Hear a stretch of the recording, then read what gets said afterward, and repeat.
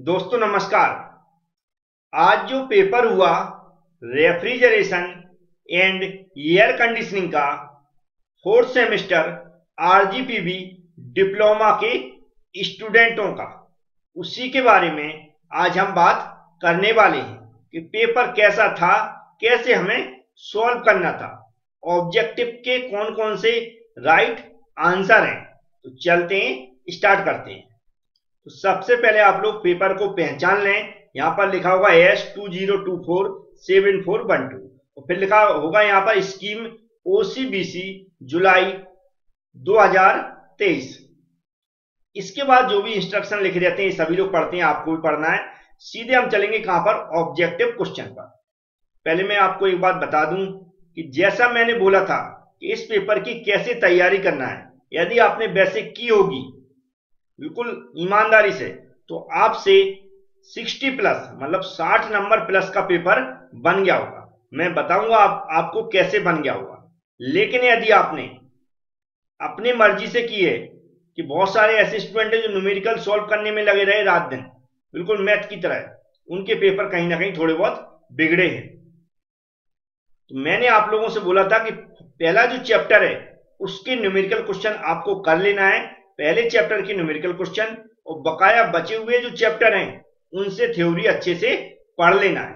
तो जिन लोगों ने पहले चैप्टर के न्यूमेरिकल क्वेश्चन किए होंगे, बकाया चैप्टर की थ्योरी अच्छे से पढ़ी होगी, वह 60 प्लस का क्वेश्चन पेपर आज सॉल्व करके आए होंगे। तो सबसे पहले यहां पर जो स्टूडेंट वेट कर रहे हैं कि जो भी आंसर हैं उनके टिक किए जाएं।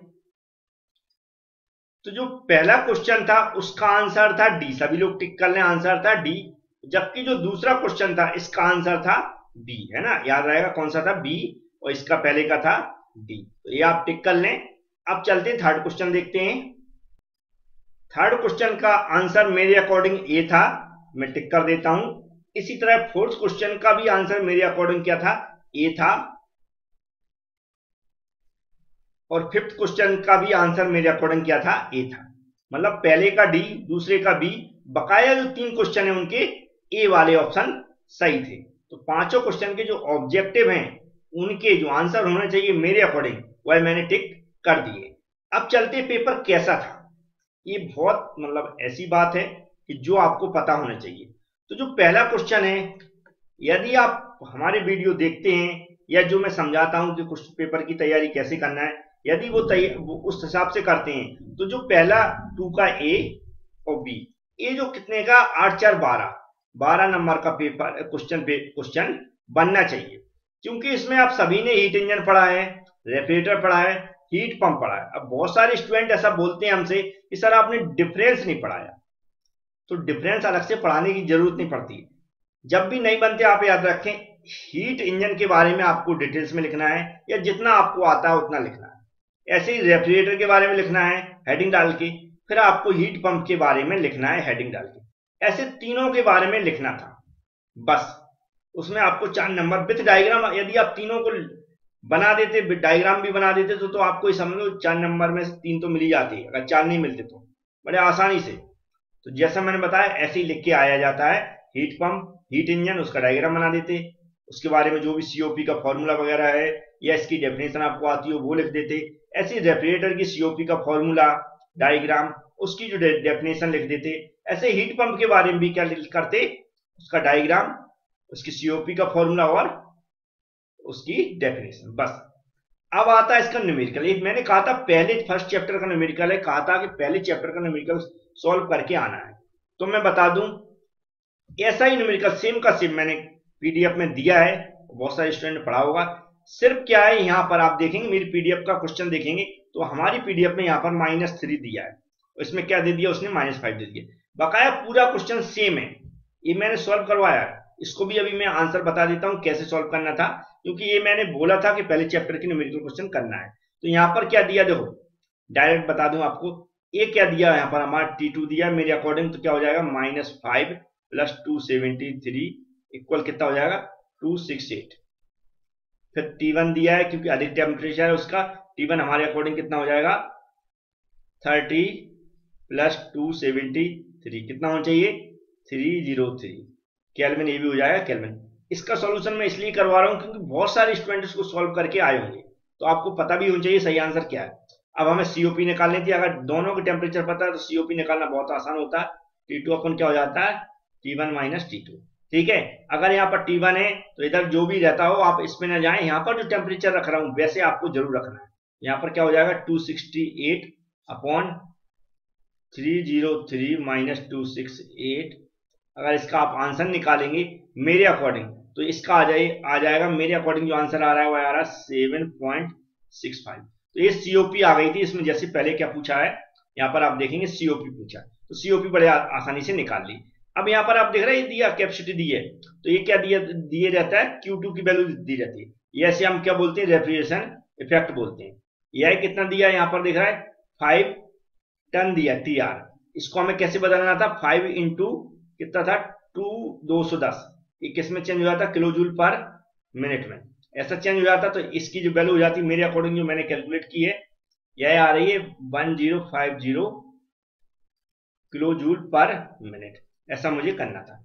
इसके बाद हमें फॉर्मूला सीओपी का फिर से लगाना था। सीओपी को फॉर्मूला लगा के हम क्या करते ऊपर Q2 लिख देते या फिर रेफ्रिजरेशन इफेक्ट लिखना था, और अपन क्या कर देते वर्क डन। अब हमें वर्क डन निकालना, तो वर्क डन इक्वल क्या कर देते हम यहाँ पर जो रेफ्रिजरेशन इफेक्ट है इसको ये ऊपर का ऊपर ही रहता बटे में सीओपी यहाँ जाती, सीओपी यहाँ पर आ जाती।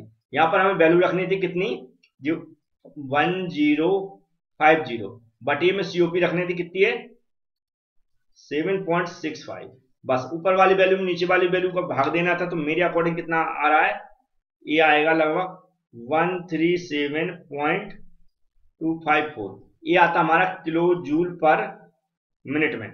अब इसमें हमें क्या करना था, जो वैल्यू आई इसमें 60 का डिवाइड करना था, तो एक इसमें चेंज हो जाता किलो जूल पर सेकेंड में। अब जब इसमें इसका डिवाइड करते तो मेरे अकॉर्डिंग वैल्यू आती 2.28, और एक किसमें चेंज हो जाता किलो जूल पर सेकेंड में। इसी को हम क्या बोलते हैं किलो वाट, क्योंकि जूल पर सेकेंड इक्वल क्या होता है वाट होता है। तो हमारा ए आंसर आना चाहिए था पावर का, किसका ये इसको बोलते हैं हम पावर, है ना। तो यही पूछा था उसने पावर रिक्वायर्ड और सीओपी का आंसर ये हो गया, पावर का हो गया 2.28 किलो जूल पर सेकेंड या फिर किलो वाट। तो ये सबसे बनना चाहिए क्योंकि ऑलरेडी मैंने वीडियो में भी करवाया था और पीडीएफ में दिया था, सिर्फ मैंने बताया इसकी जगह जो मैंने सॉल्व करवाया वो उसमें क्या था -3 था। तो समझ गए होंगे आप लोग। अब चलते हैं नीचे और देखते हैं। तो ये जो क्वेश्चन है ये जिसने भी अटेम्प्ट किया मुझे पता नहीं है, मैंने इसको सॉल्व नहीं करवाया था, ठीक है ना ही। हाँ फिफ्थ जो स्टूडेंट 6M में थे उनके लिए करवाया था, लेकिन आप लोगों से बोला था कि इन जो न्यूमेरिकल बीच में है वेपर कंप्रेशन रेफ्रिजरेशन सिस्टम के उसके चक्कर में नहीं फंसना। तो मैं बोलूंगा जिसने भी सॉल्व किया हो इसको तो आप चेक कर लें खुद सॉल्व करके, ये इसके लिए मैंने मना किया था। तो उम्मीद है कि पता भी नहीं है कहां से पूछा गया, मैंने देखा भी नहीं, ठीक है, क्योंकि जब मैंने देखा ही नहीं कि कौन सी बुक से कैसा न्यूमेरिकल पूछा गया, ना मैंने आपको बताया है कि आपको बीच के किसी चैप्टर के न्यूमेरिकल क्वेश्चन करना है। तो उम्मीद है जिन लोगों ने मेरी बात मानी होगी उनने छोड़ दिया होगा। मतलब ऊपर हम 12 नंबर का क्वेश्चन बता चुके कि आपको सॉल्व करने थे। अब है नेक्स्ट, अब यहां पर ये मैंने पढ़ाया है तो मैं बता देता हूं। अब यहां पर बहुत ये देखो क्लासिफिकेशन 4 नंबर का, सब 12 नंबर का ऊपर बन गया था, 4 नंबर का ये बनना चाहिए सभी से, ये वाला, क्योंकि ये तो डिफरेंट टाइप्स के एवापोरेटर तो मैंने बताए हैं, तो सिर्फ उनके नाम लिखना था। डिफरेंट टाइप्स के एवापोरेटर है, उनके अच्छे से जमा के नाम लिखना था। अगर उनकी इंट्रोडक्शन लिख दोगे तो अच्छी बात है, नहीं आता तो कोई दिक्कत नहीं, सबके नाम लिखना था। एवापोरेटर का क्लासिफिकेशन मैंने वीडियो बनाया उस पर, और वीडियो नहीं बनाया तो पीडीएफ नोट्स में थे। अब ये बहुत सारे स्टूडेंटों को कहना था सर ये उसमें नहीं है सिलेबस में। जब मैंने इंपॉर्टेंट क्वेश्चन बताए थे तो उसमें बताया था मैंने सेंट्रीफ्यूगल कंप्रेसर तैयार कर लेना है, 2 या 3 टाइप के कंप्रेसर बताए थे कि ये आपको पढ़ना है, और इस पर भी मैंने टिक किया था कि ये पूछा जाता है बार बार। लेकिन बहुत सारे स्टूडेंटों का मेरे हमसे खुद बहस करने की उनकी इच्छा थी, उनका कहना था नहीं सर ये सिलेबस में नहीं है। लेकिन मैंने उनसे कहा था कि उसमें लिखा क्लासिफिकेशन ऑफ कंप्रेसर। क्लासिफिकेशन का मतलब कोई किसी भी कंप्रेसर के बारे में पूछ सकता है, और उसने पूछ लिया। तो जिन्होंने मेरी बात मानी होगी, जिन्होंने ये सेंट्रीफ्यूगल कंप्रेसर तैयार किया होगा, मेरे अकॉर्डिंग अगर मैं बताता हूं तो ये भी बनना चाहिए। मतलब टोटल 24 नंबर का क्वेश्चन सॉल्व हो गया, थ्योरी की बता रहा हूं, ऑब्जेक्टिव अलग है। अब नेक्स्ट क्वेश्चन देखते हैं। अब यहां पर एक क्वेश्चन भी मैंने बड़े इंपॉर्टेंट क्वेश्चन में कह सकते हैं या मैंने पढ़ाया है। अब यहां पर कंफ्यूज हो गए कई बच्चे, एवोपोरेटर प्रेशर रेगुलेटर क्या होता है, तो ऐसा नहीं पढ़ा है तो ऐसा नहीं है कि आप नहीं लिख सकते। हमें क्या करना था, जो एवोपोरेटर पढ़ा हुआ है वहां पर जो प्रेशर रेगुलेटर होता है, प्रेशर को क्या करने के लिए, रेगुलेट करने के लिए, उसके बारे में लिखना था। भाई जो भी मन से भी लिख देते तो भी चलता, लेकिन ये लिखना था। लेकिन ये तो मैंने प्रॉपर पढ़ाया है, thermostatic expansion valve with diagram पढ़ाया, तो ये तो बनना ही चाहिए। मतलब 4 नंबर का सॉल्व करके आना था आपको। बहुत सारे स्टूडेंटों ने अपने मन से लिखा भी होगा, तो हम ये कह सकते हैं कि 24 ऊपर हो गया था, 4A + 8 मतलब 36 का ये होना चाहिए यहाँ तक सभी स्टूडेंटों से। तो ये 36 हो गया जो मैंने पढ़ाया उसके बारे में बात कर रहा हूं अभी मैं। अब यहाँ पर एक न्यूमेरिकल क्वेश्चन बहुत सारे स्टूडेंटों से नहीं बनेगा, क्योंकि मैंने पहले बता दिया था नहीं बनेंगे न्यूमेरिकल क्वेश्चन आपसे। तो जिनसे बन गया वो अच्छी बात है, करके आए हैं, लेकिन डाउट में होंगे तो हम तो ये कह रहे हैं ये भी आपको छोड़ना था, छोड़ देते अच्छी बात है। अब यहाँ पर नेक्स्ट आप देखेंगे, अब यहाँ पर ये सबसे बनेगा बड़ा वेरी वेरी इंपॉर्टेंट क्वेश्चन मैंने बताया था, simple vapour absorption refrigeration system. ये 8 नंबर भी सभी से बनना चाहिए वाला क्वेश्चन, सभी से। अब यहाँ पर हो सकता है सीओपी की रिवर्स कार्नोट साइकिल, वैसे बनना चाहिए। सीओपी नॉर्मल डायग्राम बनाना था कार्नोट साइकिल का और सीओपी के बारे में लिखना था, तो ये है, तो आपसे बनना चाहिए। फिर भी हम ये कहते हैं 8 नंबर तो करके आए होंगे, 4 नंबर में कुछ फेंक के आए होंगे, तो भी 8 नंबर का तो 100% होगा।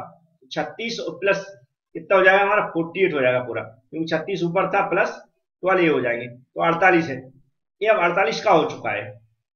अब नीचे आप देखेंगे तो ये इसमें आप देखेंगे, अब यहां पर भी बहुत सारे स्टूडेंटों ने हमसे मतलब कमेंट किया था कि sir summer air conditioning, window air conditioning, winter air conditioning air वाला था ऐसे कोई, ये एयर कंडीशनिंग सिलेबस में ही नहीं है। लेकिन मैंने एक इंपॉर्टेंट क्वेश्चन बताया था ये करके जाना, क्योंकि इनमें पूछे आएंगे। लेकिन आप लोग सिलेबस में इतना मतलब खो जाते हैं, लेकिन मैं हमेशा बोलता हूं ये एप्लीकेशन के अंदर शायद थे, लेकिन सिलेबस में नाम नहीं लिखे थे। लेकिन मैंने इंपॉर्टेंट क्वेश्चन में बोला था कि ये आपको करना है। तो अगले सेमेस्टर में जब भी हो, जब भी मैं नोट्स प्रोवाइड कराऊं या वीडियो प्रोवाइड कराऊं, उस पर डिपेंड रहना सीखें। उतना तो कम से कम जितना प्रोवाइड कर रहा हूं उतना अच्छे से पढ़ने की कोशिश करें, ना कि इधर उधर भटकने की कोशिश करें। और सिलेबस में अपने अकॉर्डिंग पढ़ते हैं तो फिर आपकी मर्जी है। लेकिन ये मैंने बताया था सबसे बनना चाहिए, अगर हमारी बात मानी होगी। ये आइस मेकिंग प्लांट भी मैंने बताया था, एक स्टोरेज, एक कोल्ड स्टोरेज था, एक आइस मेकिंग प्लांट, ये दोनों में पढ़ा चुका हूं। तो इसमें 2 ही सॉल्व करने थे। इस तरह कितना हो गया 60 नंबर का। अभी 60 नंबर में अगर आपने 5 से 10 नंबर का फेंकना बोलते ना, कुछ जैसे 4 नंबर के जो क्वेश्चन थे कुछ फेंक कर भी आए होंगे, तो 50 नंबर का तो आपको जो कह सकते हैं 100% सॉल्व करके आए हो। हम कह रहे हैं ऑब्जेक्टिव किए होंगे कुछ आपने, तो 10 नंबर के ऑब्जेक्टिव थे यार, 2 से 3 तो सभी सही कर देते हैं, तो 6 नंबर का मतलब 56 नंबर का आप ऐसा करके आ सकते हैं। जो पेपर मैंने बताया है बिल्कुल सॉलिड तरीके से।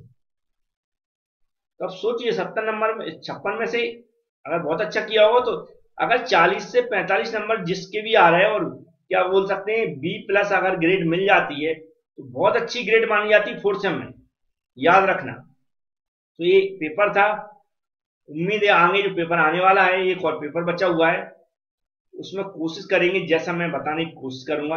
एक बार और बता दूंगा मैं उसके बारे में कि कैसे पढ़ना है। उम्मीद है समझ में आ गया होगा। और जो आपके अंदर डाउट था कि पेपर को मैं कैसे सॉल्व करना था, बहुत सारे लोग न्यूमेरिकल क्वेश्चन करके आए हैं, तो उनके आंसर मैं नहीं बता पाऊंगा, क्योंकि वो ऐसा नहीं कि नहीं सॉल्व कर सकते। उनके लिए जो चार्ट चाहिए मैं आपको बता दूं क्लियर मैं, क्योंकि बहुत सारे स्टूडेंट ने पूछा है इसका आंसर। जी यहां पर जो लिखा ना यूज पीएच चार्ट, ये पीएच चार्ट और रेफ्रिजरेशन टेबल, ये हमें कहीं ना कहीं से जुगाड़ करना पड़ेगी। मेरे पास तो नहीं है। जब मैं इसको लाऊंगा या लाइब्रेरी वगैरह से हम लोग यूज करते हैं, वहां से ले लेते हैं, तब मैं इसको सॉल्व कर पाऊंगा। तो डायरेक्ट अभी सॉल्व नहीं कर पाऊंगा मैं। उम्मीद है आप समझ गए होंगे। इसी तरह जो यहाँ पर है हमारा इकोनॉमिकल है, इसमें भी सेम स्थिति है कि साइकोमेट्रिक चार्ट का यूज होगा या टेबल का यूज होगा। तो ये दोनों टेबल और चार्ट पर डिपेंड है, इसलिए मैं अभी सॉल्यूशन नहीं बता सकता हूं उसको। लेकिन आगे कोशिश करेंगे। आपका जो भी पेपर है, उम्मीद है रिजल्ट अच्छा आना चाहिए। Thank you friends.